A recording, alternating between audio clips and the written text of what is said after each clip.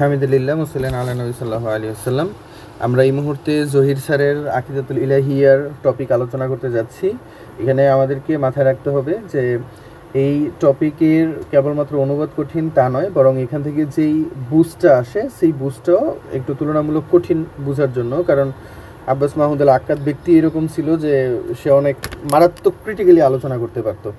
আর এই জায়গাতে আমরা যে জিনিসগুলো দেখব সেটা হলো যে এখানে প্রধানত আকিদার সাথে একটা জাতির সম্পৃক্ততা, আর দ্বিতীয়ত আকিদাকে কেন্দ্র করে কিছু বিতর্ক, যেরকমভাবে দুইটা জাতির মধ্যে দুই ধরনের বুদ্ধিজীবীদের মধ্যে এখানে তুলনা করা হয়েছে। একটা হলো ধর্মীয় পণ্ডিত এবং যারা দার্শনিক এবং ধর্মীয় পণ্ডিতদের মাঝে আকিদা সংক্রান্ত বিষয়ের ক্ষেত্রে তাদের যে বিতর্ক এবং এই দুইয়ের মধ্যে তুলনা করা হয়েছে। তার পাশাপাশি এখানে দার্শনিকদের বিষয়টাকে সুন্দরভাবে উপস্থাপন করা হয়েছে যে দার্শনিকরা, বিশেষ করে প্লেটো এবং অ্যারিস্টটল, তারা আকিদাকে কিভাবে ব্যাখ্যা করতেন, এই জিনিসগুলোকে এখানে মূল্যায়ন করা হয়েছে। আমরা এখানে অর্থগুলো দেখি। আল আকিদাতুল ইলাহিয়া, ঐশ্বরিক বিশ্বাস, অর্থাৎ স্রষ্টার প্রতি বা উপাস্যের প্রতি বিশ্বাস কীরকম হবে এই বিষয়টা। আল আকিদাতু ফিল ইলাহি, স্রষ্টার প্রতি বিশ্বাস। আচ্ছা, ইলাহ শব্দের অর্থ হলো উপাস্য, আমরা এখানে অর্থ করতেছি সহজের জন্য স্রষ্টার প্রতি বিশ্বাস। রসুল আকাইদি দিনিয়া, সকল ধর্মের ধর্মীয় বিশ্বাসের মূল বা ভিত্তি। বিজুমলাতিহা, সামগ্রিকভাবে, অর্থাৎ সকল ধর্মের বিশ্বাসের মূল ভিত্তি হলো স্রষ্টার প্রতি বিশ্বাস। ও তাফসিলিহা, এবং সকল বর্ণনার ক্ষেত্রে, সকল বর্ণনা এবং সামগ্রিকভাবে ধর্মীয় বিশ্বাসের মূল হলো স্রষ্টার প্রতি বিশ্বাস। কারণ আমরাও জানি যে আমাদের ইসলামের মধ্যে সর্বপ্রধান যেই বিষয় ইসলামের, সেটা হলো মনোথিজম, একক স্রষ্টার প্রতি বিশ্বাস, তাই না? এটাই হলো ইসলামের মূল ভিত্তি, এর বাহিরে আর কিছুই নেই। তো অন্যান্য সকল ধর্মেরও এই একই বিষয়। মানে আরাফা আকিদাতা কওমিন ফি ইলাহিহিম, যেই ব্যক্তি জানতে পারলো আকিদাতা কওমিন, একটা জাতির বিশ্বাস, ফি ইলাহিহিম, তাদের স্রষ্টার প্রতি, অর্থাৎ যেই জাতি স্রষ্টার প্রতি, মানে যেই ব্যক্তি, একটা জাতি তার স্রষ্টার প্রতি কি বিশ্বাস রাখে সেই বিশ্বাস সম্পর্কে জানতে পারলো। ফাকাদ আরাফা, সে জানতে পারলো নাসিবা দীনিহিম, তাদের ধর্মের একটা অংশ। মিন রিফাতিল ফাহমি, রিফা মানে হলো সুউচ্চতা, ফাহাম মানে হলো বুঝ, আর বিজদান মানে হলো গিয়ে অনুভূতি। এখানে অর্থ হবে এই যে অনুভূতি এবং বুঝ বিবেচনার সুউচ্চতার পরিমাণের ক্ষেত্রে, সুউচ্চতার পরিমাণ সে জানতে পারে। অর্থাৎ আমরা এবার টানা অর্থ করি, যেই ব্যক্তি একটা জাতি তার স্রষ্টার প্রতি কি বিশ্বাস স্থাপন করে সেটাকে জানতে পারে, সে ওই ধর্মের বুঝ এবং অনুভূতির সুউচ্চতার পরিমাণ সম্পর্কে অবগত হতে পারে। এমনকি আরও জানতে পারে যে মিন সিহাতিল মাকাইসিল্লাতি, আরও সে কি জানতে পারে, সে জানতে পারে সিহাতিল মাকাইস, সিহা মানে হলো সঠিকতা, আর মাকাইস মানে হলো গিয়ে মানদণ্ডের সঠিকতা সম্পর্কে জানতে পারে। আল্লাতি, যেই মানদণ্ড, ইউকাসু বিহা, যেই মানদণ্ডের মাধ্যমে পরিমাপ করা হয়, আল খৈর ওয়াশার, অর্থাৎ ভালো মন্দ, ও তুকাদ্দারু বিহা, এবং যেই মানদণ্ডের মাধ্যমে পরিমাপ করা হয়, আল হাসানাত, পুণ্য, ওয়াসাইয়াত, এবং পাপ। অর্থাৎ সে আরও কি জানতে পারে, সে আরও ওই মানদণ্ডের সঠিকতা সম্পর্কে জানতে পারে, যেই মানদণ্ডের মাধ্যমে ভালো মন্দ এবং পাপ পুণ্য পরিমাপ করা হয়। এই জিনিসটার যদি আমরা সহজে ব্যাখ্যা বলি, তাহলে মানে এর জিনিসটার সহজ ব্যাখ্যা হলো যে ধরেন একটা জাতি কীরকম, ওই জাতির সভ্যতা কীরকম, ওই জাতি কীভাবে চিন্তা করে, এই সব কিছু নির্ভর করে ওই জাতি তার স্রষ্টার প্রতি কীভাবে বিশ্বাস স্থাপন করে ওইটার উপরে। সাপোজ যারা মুসলিম, তারা তুলনামূলক হিন্দুদের চাইতে একটু লয়ালি চিন্তা করতে পারে, কারণ যারা মূর্তি পূজক তাদের ধারণাগুলো এবং তাদের কল্পনা এবং তাদের কালচারও অনেকটা অর্থোডক্সের মতো, তাদের চিন্তাভাবনা অনেক সীমাবদ্ধ এবং তারা অনেক অদ্ভুতভাবে তাদের চিন্তা জগৎকে সাজায় এবং তাদের আচার আচরণও ওই রকমই অদ্ভুত টাইপের।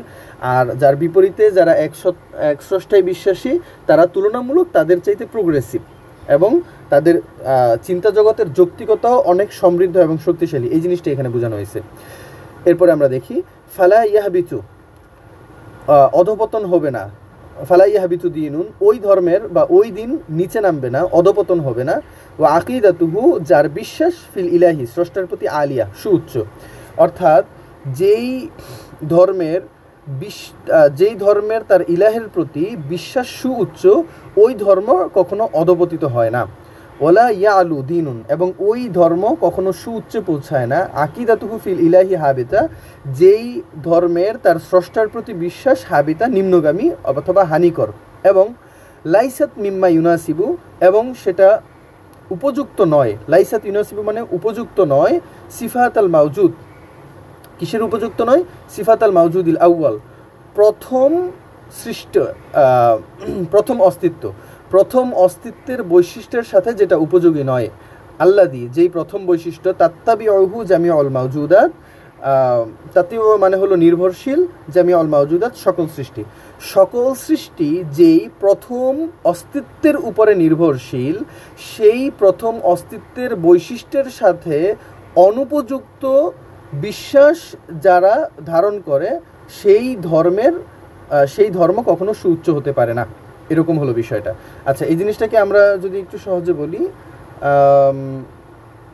অর্থাৎ প্রথম সৃষ্টি বলতে স্রষ্টাকে বোঝানো হয়েছে। এখন সমগ্র কায়নাত অর্থাৎ সমগ্র সৃষ্টি আমরা কার উপরে নির্ভরশীল? আল্লাহ তাআলার অস্তিত্বের উপরে নির্ভরশীল। যদি স্রষ্টাই না থাকতো তাহলে এই সকল সৃষ্টির কোনো মানেই ছিল না। তো স্রষ্টাকে, অর্থাৎ প্রথম অস্তিত্বের যেই বৈশিষ্ট্য, অর্থাৎ স্রষ্টার যেই বৈশিষ্ট্য, স্রষ্টার বৈশিষ্ট্যের সাথে যেই ধর্মের আকিদার মিল পাওয়া যায় না, অর্থাৎ উপযুক্ত হয় না,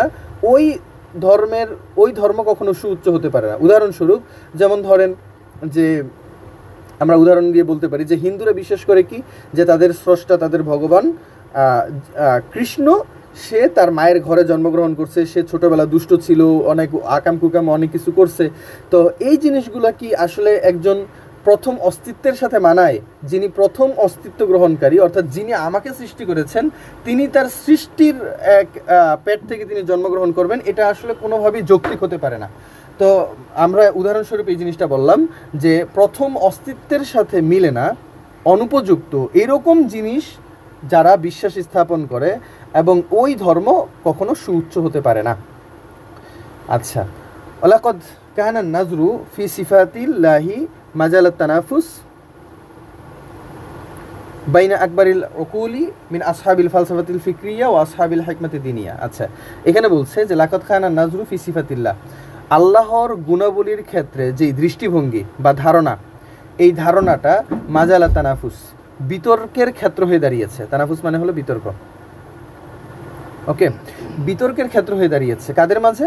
বাইনা আকবারিল উকুল, বড় বড় বুদ্ধিজীবীদের মাঝে, মিন আসহাবিল ফালসাফাতিল ফিকরিয়া, অর্থাৎ চিন্তাশীল, ফিকরিয়া মানে হলো চিন্তাশীল দার্শনিকদের মাঝে, ওয়া আসহাবিল হিকমাতি দিনিয়া, এবং ধর্মীয় পণ্ডিতদের মাঝে। আসহাবুল হিকমা মানে হল পণ্ডিত, ধর্মীয় পণ্ডিত অর্থাৎ রিলিজিয়াস স্কলার্স, ধর্মীয় পণ্ডিত এবং চিন্তাশীল দার্শনিকদের, বড় বড় বুদ্ধিজীবীদের মাঝে আল্লাহর বৈশিষ্ট্যের দৃষ্টিভঙ্গিটা বিতর্কের ক্ষেত্র হয়ে দাঁড়িয়েছে। মানে এই দুইটা দল আল্লাহর বৈশিষ্ট্য কীরকম হবে এই বিষয়টা নিয়ে তারা বিতর্ক করছে, বিতর্কের উপরে আছে। লাকাদ কানাত মাহমাতুল ফালসাফা, এখানে বলছে যে ফিলোসোফারদের যেই কাজ, মাহমা মানে হলো কাজ বা পেশা, ফিলোসোফারদের কাজটা আইসার সহজ, মিন মাহমাতিল হকামাইল আদিয়ান, অর্থাৎ রিলিজিয়াস স্কলার যারা আছে, ধর্মীয় পণ্ডিতদের তুলনায় দার্শনিকদের কাজ তুলনামূলক সহজ। অর্থাৎ ধর্মীয় পণ্ডিতদের তুলনায় দার্শনিকরা তুলনামূলক সহজভাবে স্রষ্টার বৈশিষ্ট্যকে তারা উপস্থাপন করতে পারেন, ডিফাইন করতে পারেন। কি জন্য? কারণ হলো লিয়ান্নাল ফাইলাসুফ আর নাজরি, কেননা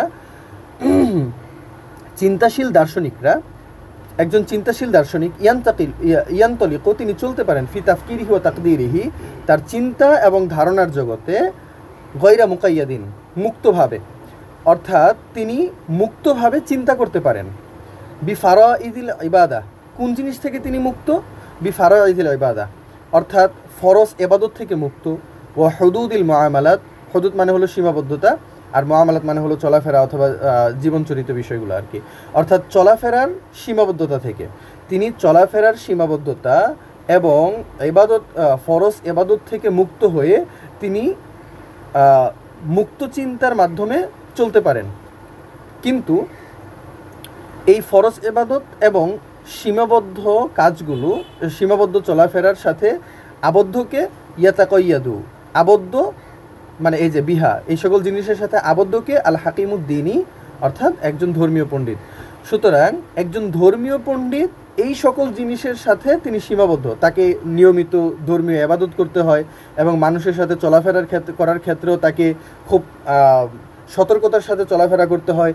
তো যেহেতু তিনি ধর্মীয় ইবাদত বন্দেগী করেন, সতর্কভাবে মানুষের সাথে চলাফেরা করেন, যার কারণে এই কাজের সীমাবদ্ধতার কারণে তার ধর্মীয় জ্ঞানও সীমাবদ্ধ, তার চিন্তার জগৎও সীমাবদ্ধ। যার বিপরীতে যিনি দার্শনিক, তিনি মুক্তভাবে চলাফেরা করতে পারেন, তার কোনো কাজের সীমাবদ্ধতা নেই, তার সময়ের সীমাবদ্ধতা নেই, যার কারণে তার চিন্তা শক্তিটাও অনেক বিস্তৃত, ওইখানেও কোনো রকমের সীমাবদ্ধতা নেই। তো এই জন্য এখানে এই দুইটা পার্থক্যের কথা বলা হয়েছে। এরপরে বলতেছে যে ইয়াতাকাইয়াদু বিহা মা ইয়াতাম্মুনাহু। আচ্ছা, এখানে বলছে যে কেবলমাত্র ধর্মীয় পণ্ডিতরা ফরজ ইবাদত এবং সীমাবদ্ধ চলাফেরার ক্ষেত্রে সাথে মানে বাধাপ্রাপ্ত না, বরং তাকে যারা অনুসরণ করে সেই সকল অনুসারীরাও কিন্তু এই সকল ধর্মীয় কাজের সাথে, ধর্মীয় কাজের উপরে দায়বদ্ধ। এটাই বলতেছে এখানে ওয়াতাকাইয়াদু বিহা, এর সাথে আরও বাধাপ্রাপ্ত বা আরও বেশি সীমাবদ্ধ কারা, মাইয়া তাম্মুনা বিহি মিন আতবাইহি, যারা তার অনুসরণ করে, ফিল হায়াতিল আম্মা, সাধারণ জীবনে, যেমন সামাজিক জীবনে, অল মাইশাতিল খাসা, এবং প্রাইভেট লাইফে, অর্থাৎ ব্যক্তি জীবনে। ব্যক্তি জীবন এবং সামাজিক জীবনে তার অনুসারীরাও এই সকল বিষয়ের সাথে আবদ্ধ। এই সকল বিষয় বলতে এই যে ফরজ ইবাদত এবং সীমাবদ্ধ চলাফেরা। ফাজহারা, ওকে, তাহলে আমরা এখানে বুঝতে পারলাম যে একজন দার্শনিক একজন ধর্মীয় পণ্ডিতের তুলনায় অনেক বেশি উদার এবং অনেক বেশি মুক্ত চিন্তক। ফাজহারা বাইনাল ফালাসিফাতিন নাজরিয়িন মান সামাহু বিতানজিহিল ইলাহি। ফাজহারা ফলত, আমি ক্লাস নিচ্ছি, ফাজহারা বাইনাল ফালাসিফাতিন নাজরিয়িন, ফলত যারা কাজ করে, ফাজহারা বাইনাল ফালাসিফাতিন নাজরিয়িন, যারা মুক্ত চিন্তক দার্শনিক, সুতরাং যারা চিন্তাশীল দার্শনিকদের মাঝে প্রকাশ পেয়েছে মান, এমন অনেকেই, সামাবি তানজিহিল ইলাহি, চিন্তাশীল দার্শনিকদের মাঝে এমন অনেককেই পাওয়া গেছে, সামা, যিনি সুউচ্চ উঠেছেন, বিতানজিহিল ইলাহি, স্রষ্টার পবিত্রতা বর্ণনা করার ক্ষেত্রে, সৌদান, সুউচ্চে, ইলা আউজিন লা ইয়ালহাকু বিহিল খায়াল। সামা মানে হলো গিয়ে ঊর্ধ্বে উঠা, সৌদান মানে হলো সুউচ্চ বা কি বলে, আচ্ছা, সামা মানে হলো আলা, তিনি ঊর্ধ্বে উঠেছেন, সৌদান এতটাই ঊর্ধ্বে, ইলা আউজিন, আউজিন মানে হলো শ্রেষ্ঠত্ব, অর্থাৎ এটার যদি আমরা একটানা অর্থ করি তাহলে আসবে যে তিনি স্রষ্টার পবিত্রতা বর্ণনায় শ্রেষ্ঠত্বের এতটাই ঊর্ধ্বে উঠেছেন যে লা ইয়ালহাকু বিহিল খায়াল, কল্পনা তার ধারে কাছে আসতে পারে না। ফাজলান আনিল ফিকরি ওয়াল ইহসাসি, চিন্তা অথবা অনুভূতি তো অনেক দূরের বিষয়। এই জিনিসটা আমাদেরকে বুঝতে হলে আমরা এখানে বলবো যে তিনটা জিনিস দেখেন, একটা হলো ইহসাস, আরেকটা হলো ফিকর, আরেকটা হলো খায়াল। ইহসাস হলো অনুভূতি, অনুভূতি হলো আমাদের জীবনের সবচেয়ে নিকটবর্তী জিনিস, আর ফিকর হলো অনুভূতি থেকে একটু দূরে, আর খায়াল হলো অনেক দূরবর্তী একটা জিনিস। আমরা উদাহরণ দিলে আরও আপনারা বুঝবেন। ধরেন আমরা যেটা বাস্তব জীবনে প্রয়োগ হতে দেখি, ওইটা হলো আমাদের ইহসাস, অনুভূতি। আর এর চাইতে দূরবর্তীর জিনিস হলো চিন্তা, ফিকর, অর্থাৎ যেই জিনিস হয়তোবা বাস্তবে ঘটে নাই কিন্তু আমি চিন্তা করছি যে এটা ভবিষ্যতে করা সম্ভব, এরকম জিনিসকে আমরা চিন্তার ভিতরে নিয়ে আসতে পারি। আর খায়াল হলো যে কল্পনা, অর্থাৎ যেটাকে বাস্তবে হওয়ার কোনো পসিবিলিটিই নাই অথবা অনেক দূরের বিষয়। যেমন কথার কথা যে আমি বিসিএস ক্যাডার হয়েছি, এখন এটা হলো আমার একটা অনুভূতি। আর আমি কিভাবে বিসিএস ক্যাডার হব, এটা হলো আমার চিন্তা। আর এখন যদি আমি চিন্তা করি যে আমি রাজা হব, তো রাজা হওয়াটা আসলে চিন্তার ভিতরে কখনোই পড়ে না, বরং এটা কল্পনার ভিতরে পড়ে। কারণ বর্তমান প্রেক্ষাপটে রাজা হওয়ার কোনো রকমের সুযোগ নাই। তো সেই জন্য বলে যে আমরা ওই যে কল্পনার রাজ্যে সবাই রাজা, কারণ কল্পনার কোনো সীমাবদ্ধতা থাকে না, বরং কল্পনায় আমরা যা ইচ্ছা তাই অনুমান করতে পারি, তাই ভাবতে পারি। তো এখানে এই জিনিসটাই বলছে যে তিনি স্রষ্টার পবিত্রতা বর্ণনায় এতটাই সুউচ্চে পৌঁছেছেন যে সেটা অনুভূতির ভিতরে আসবে অথবা চিন্তার ভিতরে আসবে তো দূরের কথা, এমনকি এটা কল্পনারও বাহিরে, মানে কল্পনার ভিতরেও সেটা আসতে পারবে না।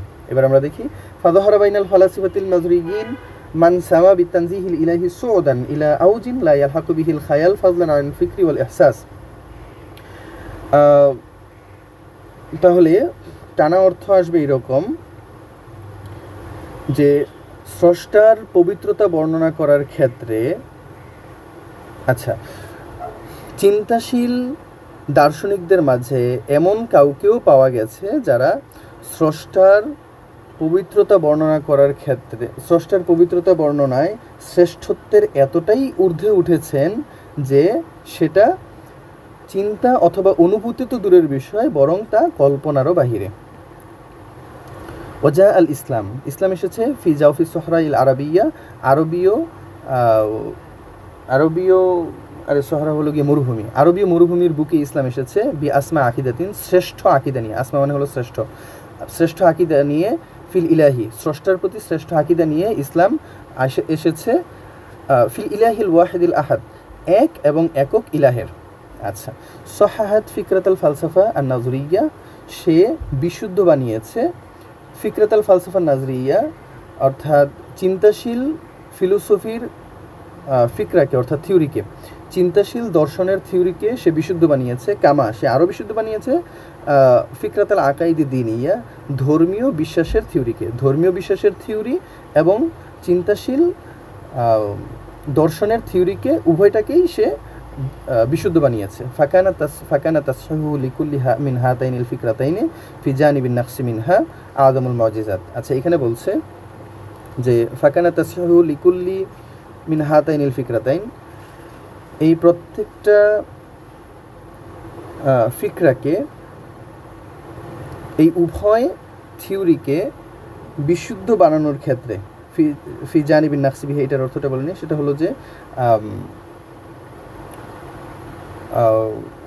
নাকস মানে হলো গিয়ে আমাদের ঘাটতি, হ্যাঁ, এই ঘাটতির বিবেচনায়, যে ঘাটতির বিষয়টা হলো যে যেহেতু সে এটাকে বিশুদ্ধ বানিয়েছে, যেহেতু বিশুদ্ধ বানিয়েছে তার মানে এখানে আগে কিছু দোষ ত্রুটি ছিল, এখানে কিছু ঘাটতি ছিল, সেই ঘাটতিকে পূরণ করার বিবেচনায় এই দুইটাকে বিশুদ্ধ বানানোর ক্ষেত্রে আযমুল মুজিজাত, সবচেয়ে বড় যেই অলৌকিকত্ব সেটা হলো যে আসবাতাত লাহু, সে তার জন্য প্রমাণ করেছে ফি হুকমিল আকলিল মুনসিফি ওয়াল বাদিহাতি সাদিকাতি আন্নাহু ওয়াহয়ুন মিনাল্লাহি মিন ইনদিল্লাহ, যে সে প্রমাণ করেছে, এখান থেকে দেখেন, সে প্রমাণ করেছে, কাদের কাছে প্রমাণ করেছে? আল আকলিল মুনসিফ, অর্থাৎ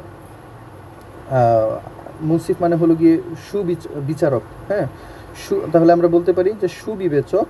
অল বাদিহাতি সদিকা, সদিকা মানে হলো সঠিক, আর বাদিহা মানে হলো কি বলে, অন্তর্দৃষ্টি সম্পন্ন। ওকে, তো আমরা বলতে পারি যে সঠিক অন্তর্দৃষ্টি সম্পন্ন সুবিবেচক ব্যক্তির কাছে সে প্রমাণ করেছে যে আন্নাহু ওয়াহিয়ুন মিনাল্লাহি তাআলা, আল্লাহ, এটা নিঃসন্দেহে আল্লাহর পক্ষ থেকে আসাই ওয়াহি, ইসলামটা নিঃসন্দেহে একটা সত্য ধর্ম।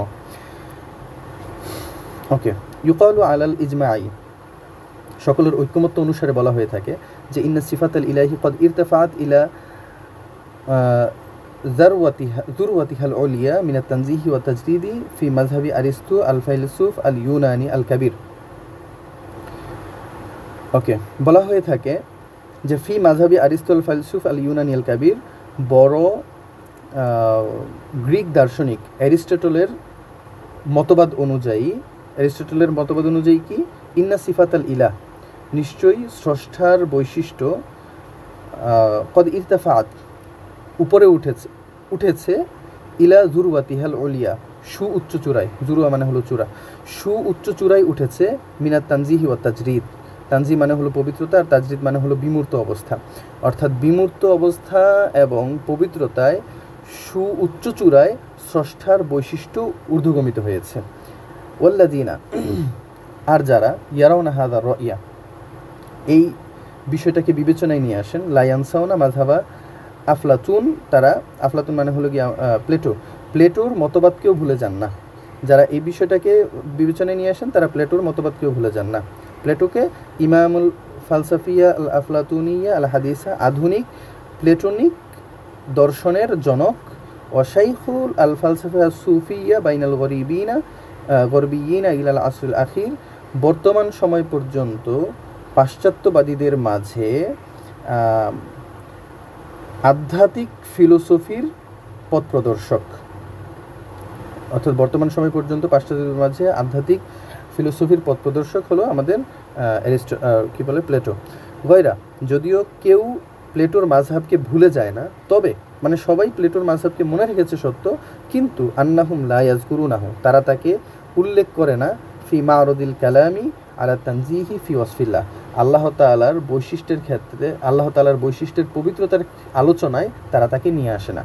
কেন তারা তাকে নিয়ে আসে না? অর্থাৎ তারা তাকে স্মরণ রেখেছে সত্য, কিন্তু তাকে আলোচনায় নিয়ে আসে না। কী জন্য নিয়ে আসে না? কারণ লিআন্না মাযহাবহু আকরাবু ইলাল গায়বুবাতি আস-সুফিয়্যা মিনহু ইলা তাফকিরিল জালিয়্যি ওয়াল মানতিকিল মা'কুল।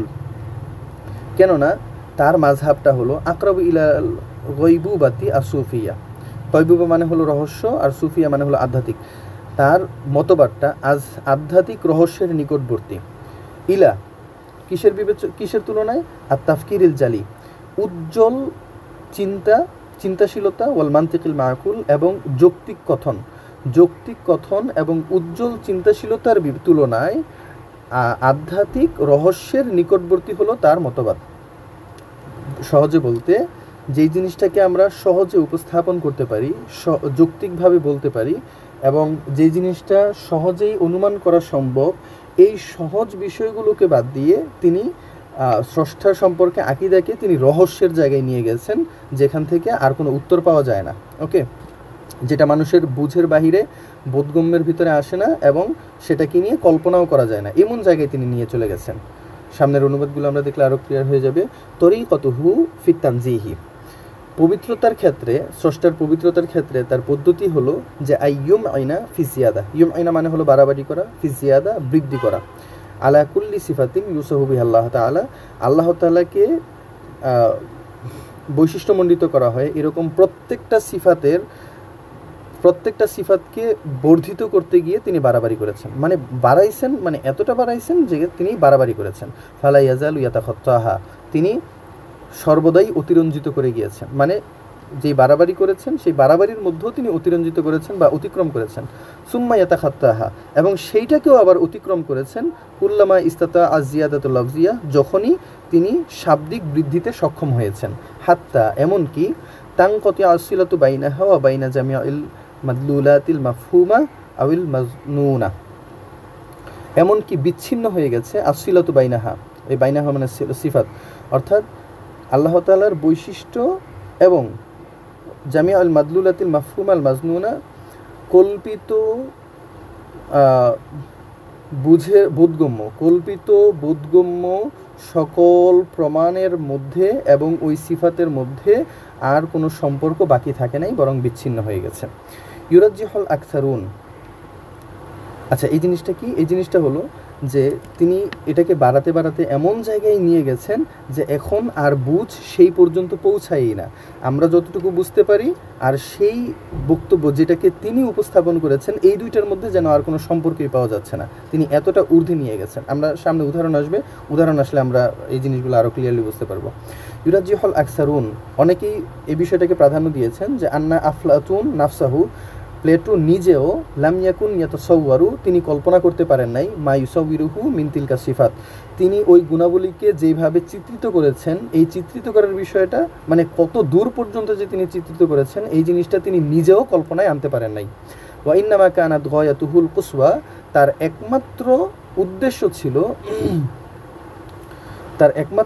ছিল যে আইয়াযহাবা বিতাসাউরি, তিনি এমনভাবে এটাকে কল্পনা করবেন,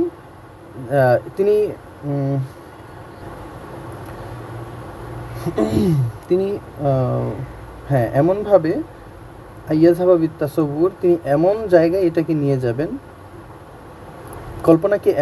কল্পনাকে এমন জায়গায় নিয়ে যাবেন যে ইলা মুনকাতিউল আজজি ওয়াল ইয়া, যে সেটা অক্ষমতা এবং ক্লান্তিকেও ছাড়িয়ে যাবে।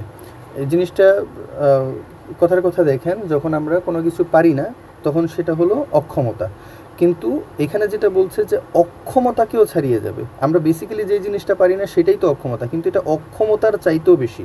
আবার আমরা যখন একটা জিনিস করতে করতে ক্লান্ত হয়ে, মানে করতে করতে আমাদের যোগ্যতা শেষ হয়ে যায় এবং আমরা ক্লান্ত হয়ে যাই, ওই ক্লান্তির চাইতেও বেশি কিছু, এই জিনিসটাকে এখানে বোঝানো হচ্ছে। তো আইয়াজহাবা তিনি চাইতেন কি, ইন্নামা কানাত গায়াতুল কুসওয়া, তার চূড়ান্ত উদ্দেশ্য ছিল যে আইয়াজহাবা বিত তাসাউরি, তিনি এটাকে এমন কল্পনায় নিয়ে যাবেন যেটা যেটা অক্ষমতা এবং দুর্বলতাকেও বা ক্লান্তিকেও ছাড়িয়ে যাবে। ফামিন জালিকা, এর মধ্যে একটা হলো যে আন্নাহু ইউনকিরু সিফাতাল ওয়াহদানিয়া, তিনি একত্বর বৈশিষ্ট্যকে তিনি অস্বীকার করতেন। ওয়াহদানিয়া মানে হলো একত্ব,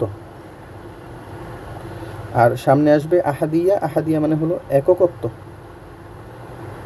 ওকে ওকে আচ্ছা, ফামিন জালিকের মধ্যে একটা হলো যে আন্নাহু ইউনকিরু সিফাতাল ওয়াহদানিয়া, তিনি একত্বর বৈশিষ্ট্যকে অস্বীকার করতেন। লিয়াকুলা, এই দাবি করে যে বিসিফাতিল আহাদিয়া, এককত্বর বৈশিষ্ট্যকে তিনি দাবি করে একত্বর বৈশিষ্ট্যকে তিনি অস্বীকার করতেন। ওয়াকুল, এবং তিনি বলতেন যে ইন্নাল ওয়াহেদা গৈরুল ওয়াহাদ, নিশ্চয়ই এক আর একক এক নয়। ঠিক আছে, ওয়াহেদ মানে হলো এক আর আহাদ মানে হলো একক, এক এবং একক এক নয়। লিআন্নাল ওয়াহেদ, কেননা এক কদ ইয়াদখুলু ফি আদাদিল ইসনাইনি ওয়া সালাসা ওয়াল আশারা, একটা, 2, 3 এবং 10-এর সংখ্যার ভিতরে প্রবেশ করতে পারে।